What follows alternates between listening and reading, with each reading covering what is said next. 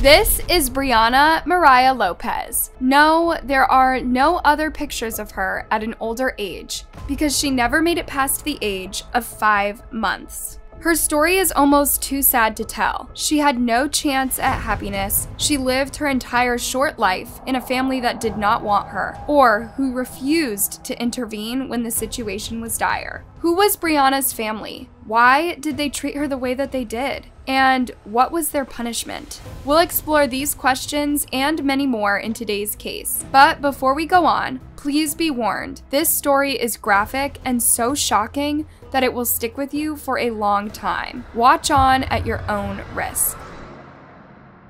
It was July 19th, 2002, at around 10 a.m. Stephanie Lopez, a young mom, called the La Cruces Emergency Services from her mobile home. Stephanie told the dispatcher her 5-month-old girl wasn't breathing. She'd fallen from a high chair, she said, and hit her head. While they waited for an ambulance, Stephanie and her partner, Andrew Walters, performed CPR on their daughter, Brianna. Andrew's mom, Patricia Walters, was also there. The 3 adults waited patiently for the paramedics to arrive. When they did, though, their jaws dropped. Brianna didn't look like she'd fallen from a high chair at all. In fact, she was covered in lesion marks from head to toe. She was rushed to the hospital, where she was sadly pronounced dead an hour later. She was only 5 months and 5 days old. Brianna's case started unraveling as soon as she was brought to the hospital. The doctors were quick to notice her mother had lied about her cause of death. Marks throughout her body that were old and new. She had skull fractures that were old and new. She had bleeding on the brain that was both old and new. The marks that covered her body were all sorts of colors. This meant that they were in various stages of healing, and given her very short life, one thing became very clear. She had been abused physically her entire life. Immediately, the hospital contacted the local authorities, and DA Amy Orlando got involved. There was a baby that had died at the hospital and that it was suspected child. So we knew pretty much while she was still, like as soon as she got to the hospital and they treated her, the police officers were calling us, the detectives. Bite marks don't make sense on any body, let alone an infant's. Sadly, Brianna's autopsy would reveal a much more sinister story. Brianna's cause of death was cranial cerebral injuries, but in fact, she had succumbed to 5 months of repeated horrors, and the details are simply too gruesome to mention here. This was a 5-month-old. Clearly, Brianna hadn't done any of these to herself. At least one adult in her life was at fault. This was officially a homicide case. How could a human being inflict such pain on a baby, let alone her own family? The detectives who saw Brianna's body and read her file cried. What about when you did have time to sit down and look back? Cried my eyes out. It'll stay with me for the rest of my life. They cried, but Brianna's family seemed cool about her death. The detectives knew they had to investigate the whole family, at least Stephanie Lopez, Andrew Walters, and Stephanie's twin brother, Stephen. It turns out that Brianna lived her whole life in a trailer home owned by Andrew's mother. But several people lived inside that home, including Stephanie, Andrew, and Brianna's 18-month-old brother, Andy Jr. Stephen Lopez had only begun living with the young family a few weeks prior to Brianna's death. He slept on the floor, while the family slept in one tiny room.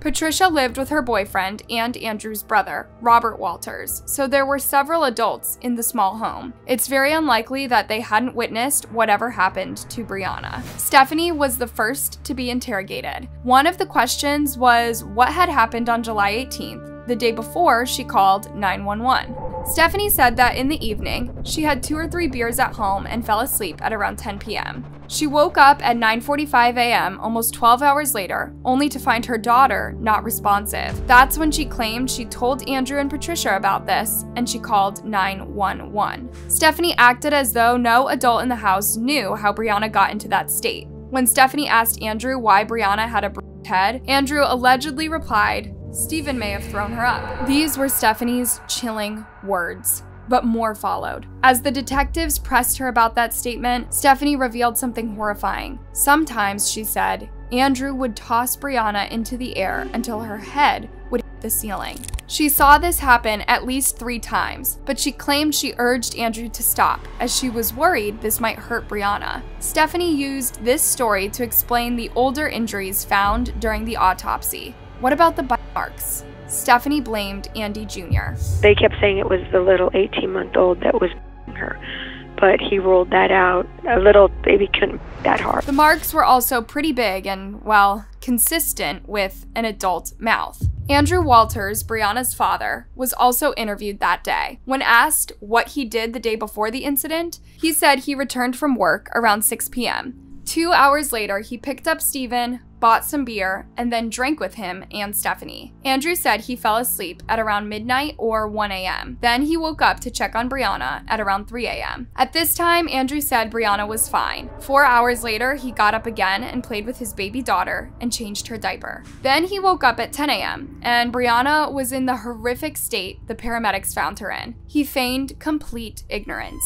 When pressed, Andrew said he knew Brianna had fallen off her bed. But the detectives did not buy this, and they pressed Andrew to tell the whole truth. Andrew said the teeth marks were his. Also, he had thrown his daughter up into the ceiling several times. But he wasn't alone. In fact, Andrew said he had this little game with Stephen. They would play a demented game of tossing Brianna into the air, throwing her with enough force she hit the ceiling, and then letting her fall to the ground. They admitted throwing her in the air and letting her hit the roof and land on the floor, which is only half of what she went through. However, Andrew did not reveal all this during his interrogation. He made it look like it was an innocent game playing catch with Brianna, and they never intended for her to fall on her head. But the detectives let Andrew know they still weren't buying his story, and told him there were serious consequences for lying. It turns out Andrew was much easier to convince to talk compared to Stephanie. They were playing video games in the room, and all of a sudden they started throwing her in the air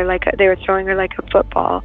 They admitted she kept hitting the ceiling and falling on the floor. Brianna screamed in agony, yet Stephanie claimed she never heard a thing. When Andrew was asked what he did to soothe Brianna after accidentally dropping her, he said, "I just kept throwing her in the air." His lack of empathy and even understanding of the severity of his actions was shocking.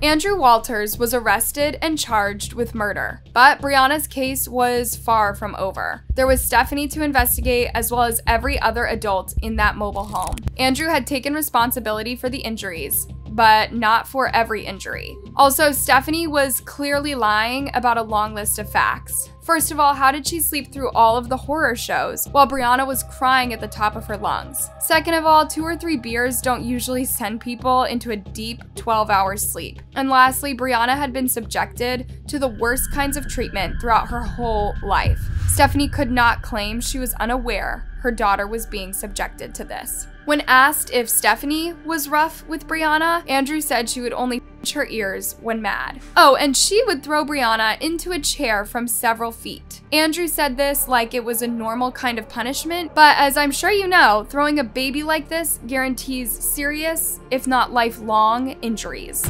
The detectives also spoke to Stephen. He said that on the evening of July 18th, he and Andrew played video games. On the same evening, he said, Patricia, Robert, and Robert's friend arrived at the house. He said he drank 3 or 4 beers and went to bed at 2 a.m. When he asked if anything unusual happened that night, he simply said no. When he was shown a photo of Brianna in her last state, he appeared concerned and said, "Oh no, I didn't do that. I didn't do nothing like that." However, all it took was for the detectives to press him harder for honesty. Then he said he didn't remember beginning an SA on Brianna, but he remembers stopping when he realized what he was doing. Honestly, was everyone in Brianna's life a monster? To think she was only alive for 153 days and experienced nothing but pain and agony. When the officers searched their home, they found no toys belonging to Brianna or pictures of her smiling. When Patricia was asked about this, she confessed she saw Brianna getting hurt, but she chose not to report it. Was she trying to protect her son, or was she just as evil as the other adults in the house? And not to presume too much, but I wonder what kind of parent raises a person like Andrew Walters. Imagine the uproar Brianna's case caused in New Mexico. Stephanie, Stephen, and Andrew stood trial in Albuquerque in 2003, and thousands of people watched. DA Susana Martinez sought life in prison for all 3 adults. Her case was simple. Brianna had been systematically destroyed from day 1. It was not a freak accident or something that happened on July 18th or 19th. Brianna never stood a chance, and she was treated like a toy, to put it lightly. Brianna's grandma, Patricia Walters, and uncle, Robert Walters, were charged with failure to report child abuse or neglect. They were found guilty and sentenced to 5 months in prison, as long as Brianna's entire life. Stephen Lopez admitted to SA and purposefully not catching Brianna after throwing her into the ceiling. He said, "We were just playing with her." To make matters worse, Brianna's DNA was found inside his pants. He was sentenced to 57 years in prison. Wait, so he wasn't sentenced to life without parole? Yeah. Punishment in the eyes of the law was problematic for all adults involved. You see, this wasn't a case of premeditated murder. Instead, Brianna succumbed to months of torture, which all 3 adults said they did not intend to happen. I know this doesn't make a lot of sense. Subjecting a baby to this treatment is, in many ways, worse than death. Andrew was found guilty and sentenced to 63 years in prison, with the same charges as Stephen. A few years into his sentence, he was transferred to another prison after someone had tried taking his life. Yeah, those who prey on children often end up being prey in prison. Stephanie was convicted and sentenced to 27 years in prison. Even after it was revealed she had her own daughter too. She was not an innocent bystander at all. She partook in everything that happened to Brianna. When she didn't actively participate, she got drunk, went to bed, and let her partner and brother commit unspeakable atrocities on her own child. One can only wonder, was Andy Jr. subjected to a similar treatment? Is he okay now? In 2021, a shocking piece of news came up. Stephanie was released on parole for good behavior. Wait, what? An infant raped repeatedly by her father. The girl's own mother did nothing and received a 27-year sentence for not stopping the abuse. In October, Stephanie Lopez will be up for parole. Thousands of people have signed a petition asking the parole board to keep her behind bars. Members collected more than 60,000 signatures asking to revoke Lopez's parole. Although she wears an ankle monitor and will be closely supervised for a long time, 13 years seems like a very short time for what Stephanie did. DA Susana Martinez was able to get a maximum prison sentence for all 3 adults. However, this was the maximum sentence in New Mexico for this kind of case at the time. This angered Susana to the point that she sought to change the law. She started working with Senator Mary Jane Garcia to ensure life imprisonment punishments for this crime. 18 years for the life of a child? You know, I thought it was absurd. Susana also wanted harsher punishments for people who failed to report horrific crimes like this. Those 2 individuals knew she was full of bruises that were old, green, brown, yellow color.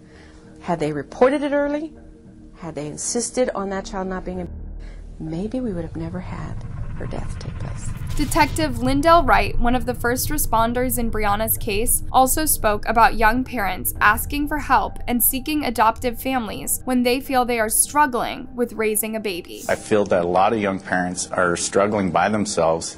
They don't have anywhere to turn, and it is the chemistry of child abuse. Well, Brianna's parents and Stephen are far beyond struggling. They're pure evil. Brianna never stood a chance with 3 monsters in her home. Even in her death, she was mocked by her own family. None of Brianna's family members came forward to claim her body. They refused to pay for her burial or casket. Outraged by the death and subsequent acts, the community rallied together, claimed the body, and paid for a funeral, casket, and proper burial for the baby. The community left flowers, balloons, and toys at the memorial site for baby Brianna. She never had these things during her short life, but her family was unhappy with the outpouring of love, even now. Baby Brianna is now locked up in this cage.